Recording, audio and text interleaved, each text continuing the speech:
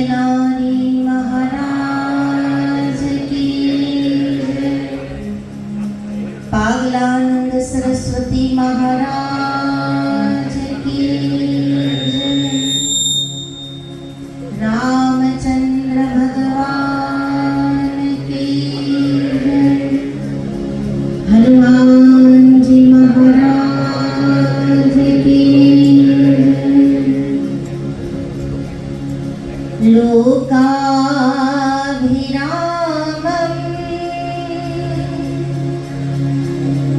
रणरङ्गधीरम्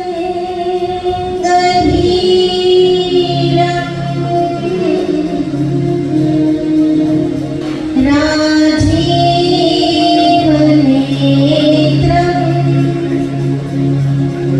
रघुवंशनाथम्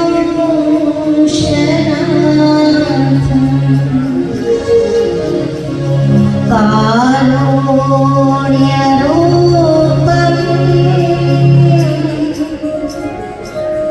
करुणाकरन्तम्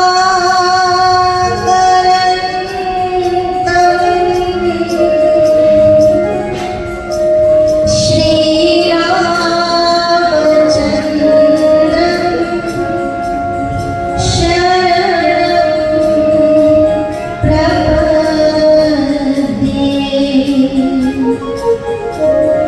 मनोजवं मारुततुल्यवेगं जितेन्द्रियं बुद्धिमतां वरिष्ठम् वातात्मजं वानरयूथमुख्यं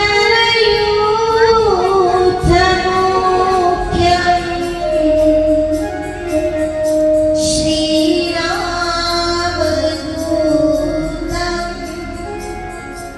शरणं प्रपद्ये। श्रीरामदूतं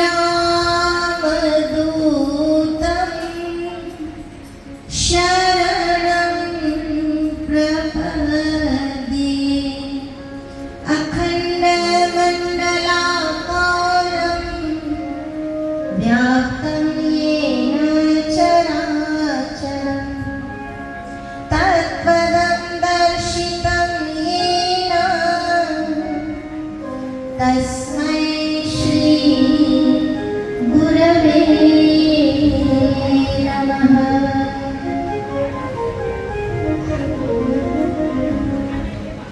કરિયા ગામને આંગણે જગતનું દર્શન કરાવે એવા ભગવાન શ્રી રામચંદ્રજીની કથા હોય, પાગલાનંદ સરસ્વતી મહારાજ એમનું સાનિધ્ય હોય, સંતો ભક્તોની હાજરી હોય, ગિરનારની ગોદ હોય, એમાંય જો મોકો મળી જાય ભગવદ નામ લેવાનો તો શા માટે ચૂકીએ? તો આવો સૌ સાથે મળી થોડી ક્ષણો માટે ભગવાનને યાદ કરી.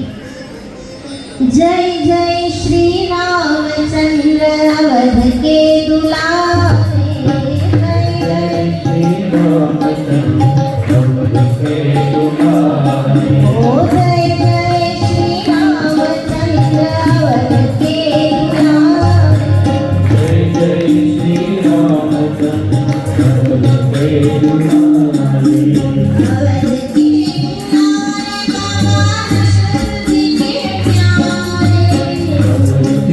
दुलारे बाबा कृष्ण जी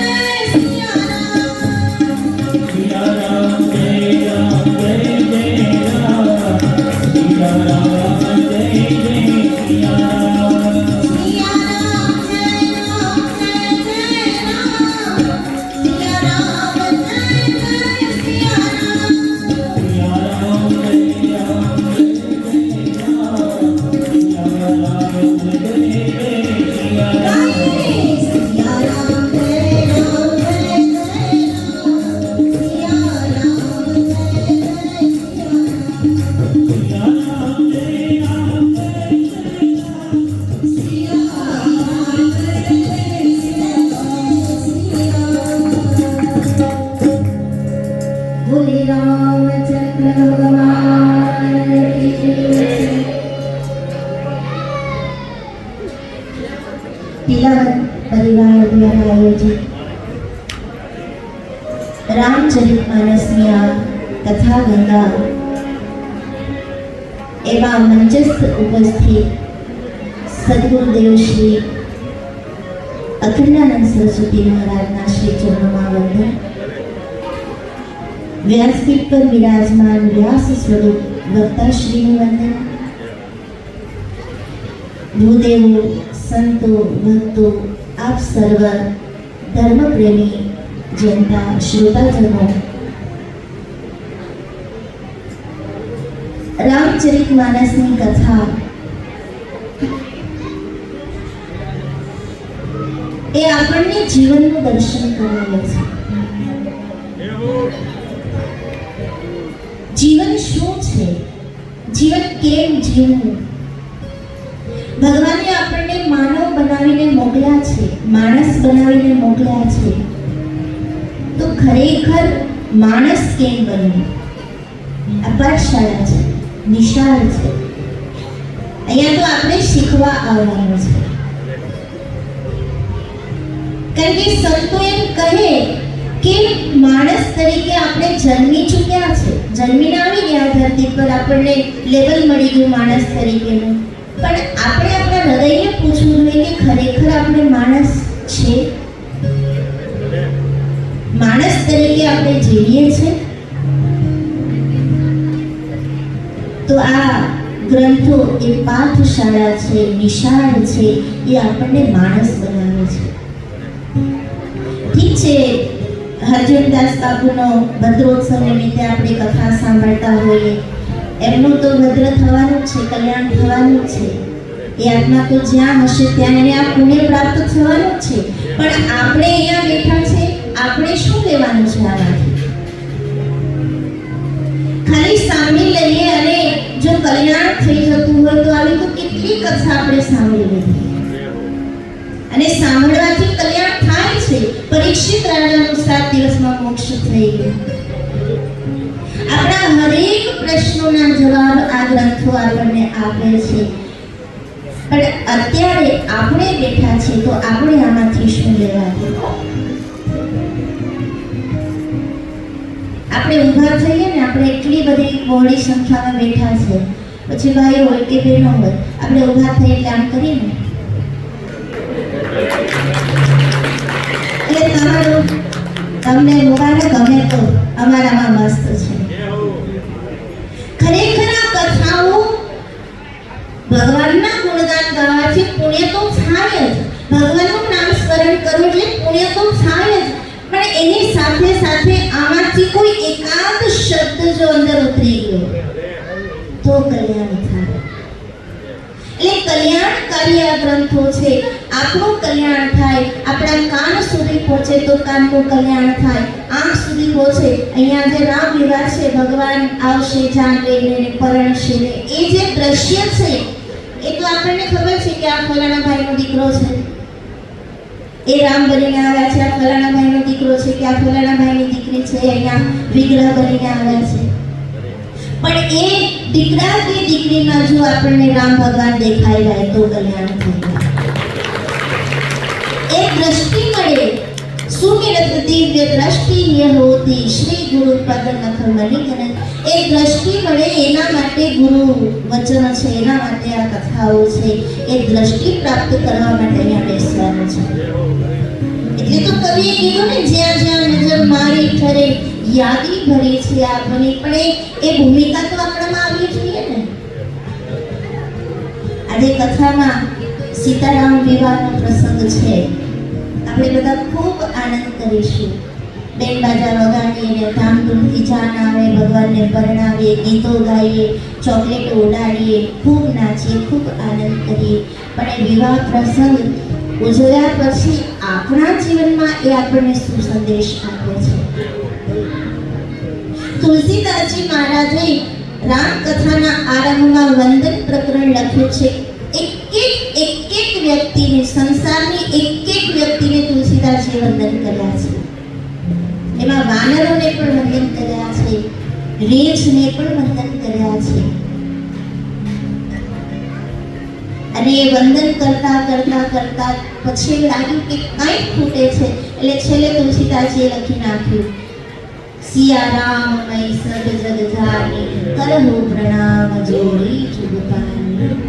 આખું જગત એ સીતારામ મય છે. આખા જગતમાં જળ માર્યો, ચેતન માર્યો, બધામાં જ મારા સીતારામ વસે છે. એને હું વંદન કરું છું. તો કોઈનાથી દ્વેષ થાય તો સાસુઓનો ઝઘડો થાય. જો સાસુમાં આપણને સીતારામ દેખાય, જો વહુમાં આપણને સીતારામ દેખાય, તો કોઈ દી સાસુઓ લડે, તો કોઈ દી પતિ પત્ની વચ્ચે ઝઘડા થાય. પતિ પત્નીની વાત આવી તો વંદન પ્રકરણમાં એક જગ્યાએ માં સીતાજીની પણ વંદના કરી છે અને કીધું છે, ઉદ્ભવ સ્થિતિ સંહાર કારણે ક્લેશ હારણે સર્વશ્રેષ્ઠ કરી સીતા નતો હમ રામ વલ્લભા. માં સીતાની વંદના કરતા કરતા તુલસીદાસજી બહુ સજાગ છે. એકદમ સાવધાન થઈને એને શબ્દો વાપર્યા છે. શું કીધું? ઉદ્ભવ સ્થિતિ સંહાર કારણે. કોણ છે જગત જનની કે જે ઉદ્ભવ સ્થિતિ અને સંહાર કરે છે, સૃષ્ટિનું સર્જન કરે છે, એનું પાલન કરે છે, એનો સંહાર પણ કરે છે. ઉદ્ભવ સ્થિતિ સંહાર કારણે ક્લેશ હારણે. જ્યારે જ્યારે આ જગત પર કોઈ ક્લેશ આવ્યો, કોઈ સંકટ આવ્યું, કોઈ વિપત્તિ આવી, કોઈ સમસ્યા ઊભી થઈ, ત્યારે એનું હરણ પણ કરે છે એ જગત જનની. ખાલી દુઃખને નથી ટાળતા, સર્વશ્રેષ્ઠ કરી સીતા. તમારા જીવનમાં કોઈ દુઃખ હોય, જગતમાં કોઈ દુઃખ હોય, તો એ દુઃખને દૂર કરી અને જગતનું કલ્યાણ કરે એ માં સીતા છે. અને સાવધાન એટલા છે તુલસીદાસજી મહારાજ કે અંતિમ ચરણમાં લખી દીધું, સર્વશ્રેષ્ઠ કરી સીતા નતો હમ રામ વલ્લભા. કોણ કઈ માં સીતાને વંદના કરી? તો કે જે રામ વલ્લભા છે, જે રામ પ્રિયા છે, જે પોતાના પતિને પરમેશ્વર માનીને એની પૂજા કરે છે, એને હું વંદન કરું છું. તો સ્ત્રી એ ધન્ય છે. આજે વિવાહ છે એમાં માં સીતાને રામ આપણે દર્શન કરીશું, પણ એ દર્શન કર્યા પછી આપણે એક સંદેશ લેવો જોઈએ કે સ્ત્રી એ ધન્ય છે જે પોતાના પતિને પરમેશ્વર માની અને એના સુખમાં એના દુઃખમાં ભાગ લે, સુખમાં પાછળ ઉભા રહે પણ દુઃખ આવે ત્યારે આગળ થઈ જાય. એ સ્ત્રી ધન્ય છે, એ સ્ત્રી પૂજવા યોગ્ય છે. અને એ સ્ત્રી જે રામ વલ્લભા છે, જેને માં સીતા કહીને આપણે પૂજીએ છીએ, એ જ્યારે બાળકોને જન્મ આપે ને પતિ પરાયણ બનીને જે બાળકોને જન્મ આપે ને, બાળકો તો એવા શ્રેષ્ઠ થાય કે રામને પણ હરાવી શકે. લવકુશ એટલા બધા શ્રેષ્ઠ બન્યા કે રામ ભગવાનને પણ બાંધવાની તાકાત એમાં હતી, પણ જો બંધાત એના હાથે રામ તો ધર્મનો લોભ થાય એટલે માં સીતાએ પછી ત્યાં રોકી દીધા છે. આ બધી કથાઓ આપણને શીખવાડે છે. તો કઈ સ્ત્રી ધન્ય છે? જે રામ વલ્લભા છે, જે પતિ વલ્લભા છે, જે પતિ પરાયણ છે. પછી એક જગ્યાએ એમ પણ કીધું, જનક સુતા જગ જનની જાનકી અતિશય પ્રિય કરુણા નિધાનકી. જે કરુણા નિધાનને પ્રિય હોય એવું જીવન જીવે એ સ્ત્રી ધન્ય છે. સ્ત્રીઓની સંખ્યા બહોળી છે એટલે આપણે કેમ સીતા ન બની શકીએ? માં સીતાનો જય જયકાર બોલાવી આપણે ભગવાન રામની કથા સાંભળીએ તો આપણે રામ કે સીતા કેમ ન બની શકીએ? નર કરણી કરે તો નર સે નારાયણ હોય, આપણી સંતવાણી બોલે છે. જો કર્મ આપણા સારા હોય તો આપણે નરમાંથી નારાયણ પણ બની શકીએ છીએ. આપણે એક સ્ત્રીમાંથી, સામાન્ય સ્ત્રીમાંથી સીતા પણ બની શકીએ છીએ. અને એ તો આપણે વડીલો જ કહેતા હોય કે એકવાર માં સીતા પરણીને પોતાના સાસરે ગયા, એકવાર એને જનકપુર છોડ્યું, પછી જનકપુરના ઝાડવા એને જોયા નથી. ગમે તેવું સંકટ આવ્યું, ગમે તેવું કષ્ટ આવ્યું, પણ માં સીતાના મોઢામાંથી તમે કોઈ એમ સાંભળ્યું કે માં સીતાએ જે ફરિયાદ કરી કે હું બહુ દુઃખી થઈ? કોઈ દિવસ એમ નહીં થઈ. ને આપણી પાસે તો ફરિયાદના ઢગલા હોય ને. 60 વર્ષે પણ આપણે એમ કહેતા હોય કે આ ક્યાં ભટકાણા.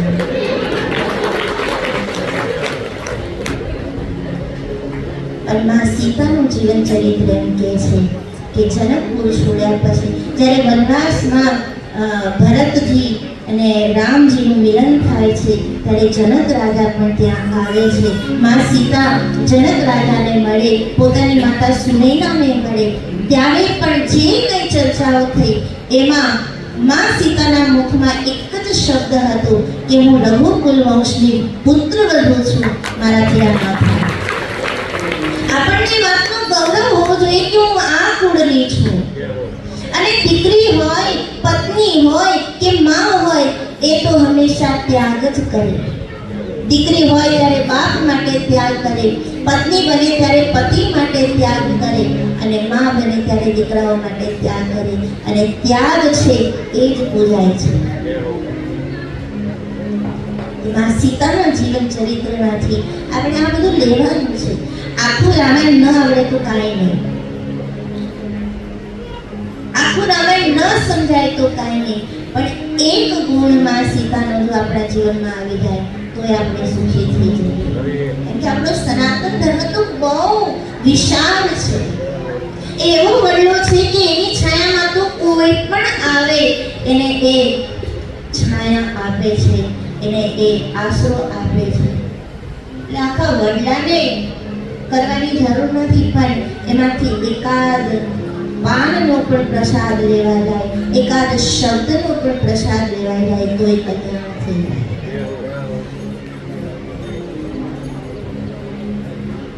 એટલે આ કથાઓ આપણને જીવનનું દર્શન કરાવે છે અને જીવન કેમ જીવવું એ કથા બતાવે છે.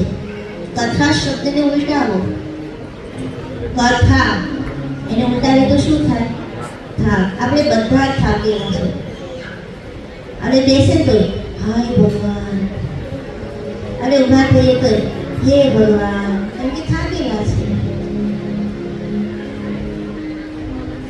એ થાકને ઉતારવાનું કોઈ સાધન હોય તો એ કથા છે. એ કથાના આશયથી આપણે સૌ બેઠા છે. અમે જોયું છે, નાનપણથી અમે અહીંયા આવીએ છીએ, તમે લોકો અમને ઓળખો છો, અમે તમને લોકોને ઓળખીએ છીએ. પાગલાનંદ મહારાજ જે અહીંયા બિરાજમાન છે, એને અમે અહર્નિશ જ્યારે પણ આવતા અમે એની પાસે દર્શન કરવા, એની પાસે રોકાતા, ત્યારે એની બાજુમાં રામાયણ એ વાંચતા. કોઈ અતિથિ અભ્યાગત આવે તો એની સાથે વાતો કર્યા, તે કોઈ સાધુ સંતો આવે તો એની સેવા કરી. પણ જ્યારે એને ફુરસત મળતી, જ્યારે એને સમય મળતો, ત્યારે રામાયણ ખોલીને વાંચતા.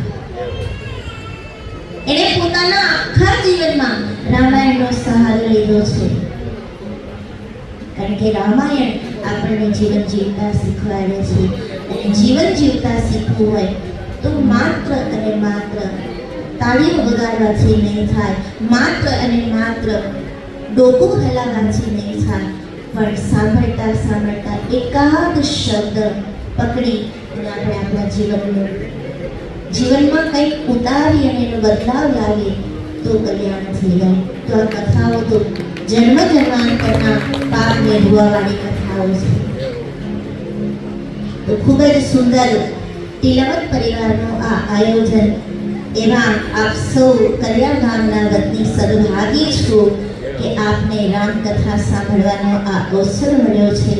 તો આજનો લાભ લીજીએ રે, કાલ કોણે રીઠી. કાલ કરતા પછી કાળ આવી જાય એના કરતા જે આજે છે એ આપણે લઈ લઈએ લાવો અને આપણા જીવનનું કલ્યાણ કરી લઈએ. આપણા સૌના હૃદયમાં બિરાજેલા પરમાત્મા એની અનુભૂતિ આપણને સૌને થાય. રામકથાનું જે હાર્દ છે એ આપણને સમજાય એવી જશુનાથ મહાદેવ અને પાગલાનંદ સરસ્વતી મહારાજના ચરણોમાં પ્રાર્થના કરી અમારી વાણીને વિરામ આપશું. અસ્તુ. જય ગિરનારી.